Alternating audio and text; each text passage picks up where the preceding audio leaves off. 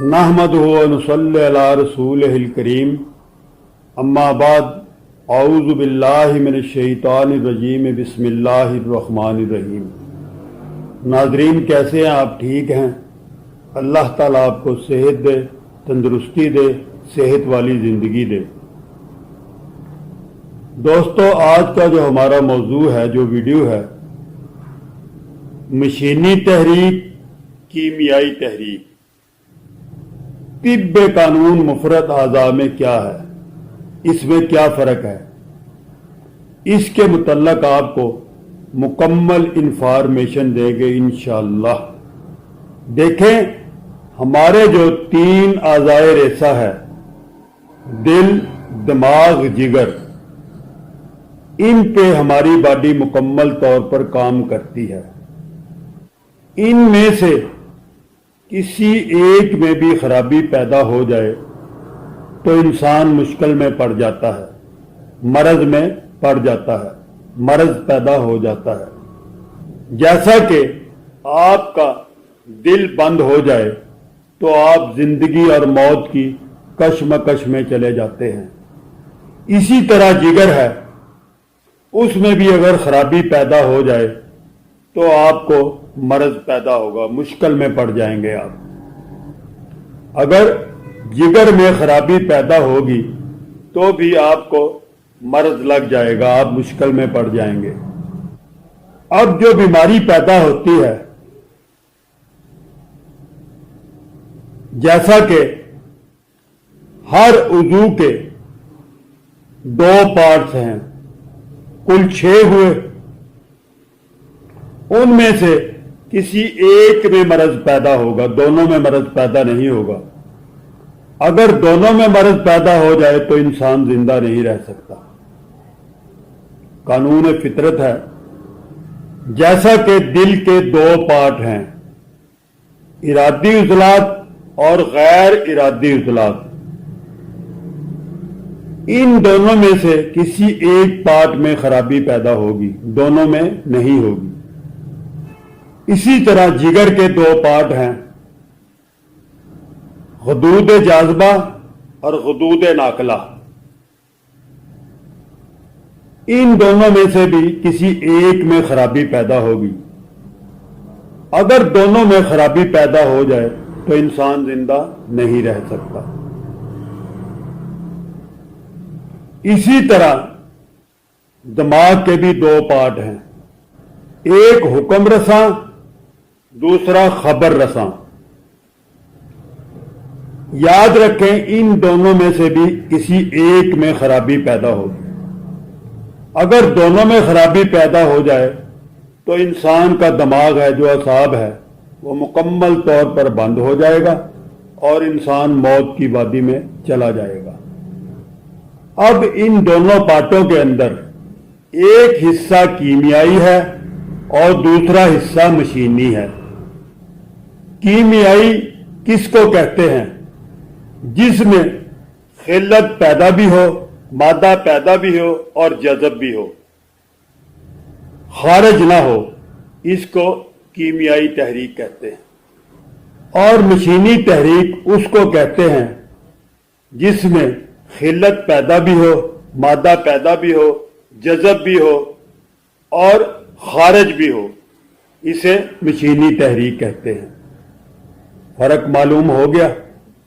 مثلا دل کا کام سودا پیدا کرنا ہے، تیزابیت پیدا کرنا ہے، ری گیس پیدا کرنا ہے۔ اگر یہ مادہ جسم میں رک جائے، جذب ہو جائے، خارج نہ ہو تو یہ کیمیائی تحریک ہوگی۔ اور جہاں پر تیزابیت، سودا، ری گیس بنتی بھی ہے، جذب بھی ہوتی ہے اور خارج بھی ہوتی ہے، وہ مشینی تحریک ہوگی، وہ دل کی مشینی تحریک ہوگی۔ اسی طریقہ سے جگر کا کام صفرا پیدا کرنا ہے، گرمی پیدا کرنا ہے، حرارت پیدا کرنا ہے۔ اب حرارت جسم میں رک جائے، جذب ہو جائے، خارج نہ ہو تو وہ کیمیائی تحریک ہوگی، جگر کی کیمیائی تحریک ہوگی۔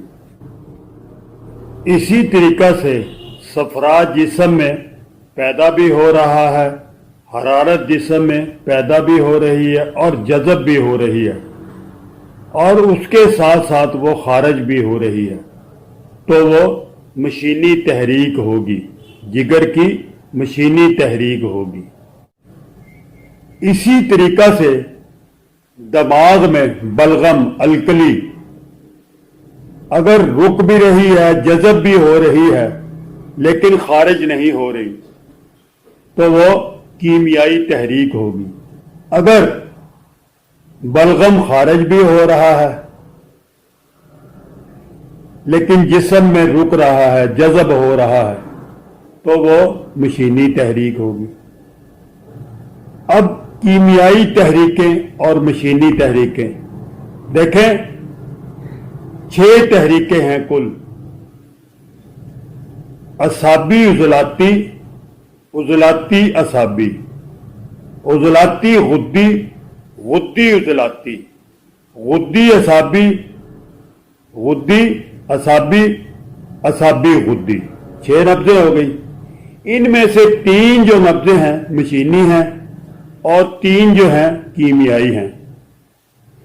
جو 3 مشینی ہیں، 1 نمبر، 3 نمبر، 5 نمبر، اور جو کیمیائی تحریکیں ہیں 2 نمبر، 4 نمبر، 6 نمبر۔ کیمیائی تحریکیں اعصابی عضلاتی، غدی عضلاتی، اعصابی غدی، یہ کیمیائی تحریکیں ہیں۔ مشینی تحریکیں عضلاتی غدی، غدی اعصابی، اعصابی عضلاتی، یہ مشینی تحریکیں ہیں۔ اب بات کرتے ہیں مشینی تحریک کا مرض اور کیمیائی تحریک کا مرض، اس میں کیا فرق ہے؟ یہ بہت اہم سوال ہے۔ دیکھیں، کیمیائی تحریک کا جو مرض ہوگا وہ تسکین کا مرض ہوگا، سکون کا مرض ہوگا، کمزوری کا مرض ہوگا۔ کمزوری آپ خوراک دے کر، ادویات دے کر دور کر سکتے ہیں، یعنی کہ اس کا علاج بہت آسان ہے اور بہت جلدی مریض سکون محسوس کرتا ہے، مرض جلدی ختم ہو جاتا ہے۔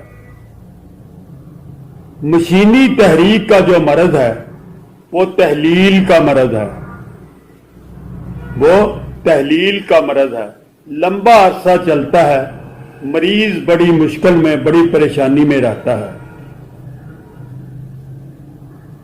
دوستو، جیسے ہم ایک موم بتی رات کو روشنی کے لیے جلاتے ہیں، وہ جلتی رہتی ہے اور تحلیل ہوتی رہتی ہے، اخیر صبح کے وقت تک وہ مکمل طور پر تحلیل ہو جاتی ہے، ختم ہو جاتی ہے۔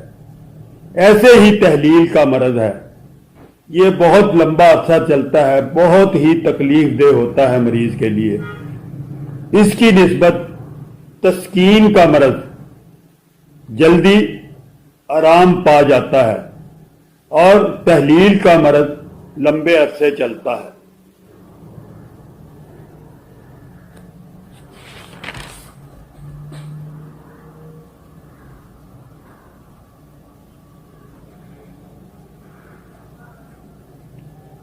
کیمیائی تحریک والا مرض، کیمیائی تحریک والا مریض جلدی ٹھیک ہو جاتا ہے اور مشینی تحریک والا مریض دیر پا چلتا ہے۔ یہ فرق ہے مرض کا، کیمیائی اور مشینی تحریک کا۔ امید ہے آپ مکمل طور پر سمجھ گئے ہوں گے۔ اللہ تعالیٰ آپ کو صحت دے، تندرستی دے، صحت والی زندگی دے۔ السلام علیکم ورحمۃ اللہ وبرکاتہ۔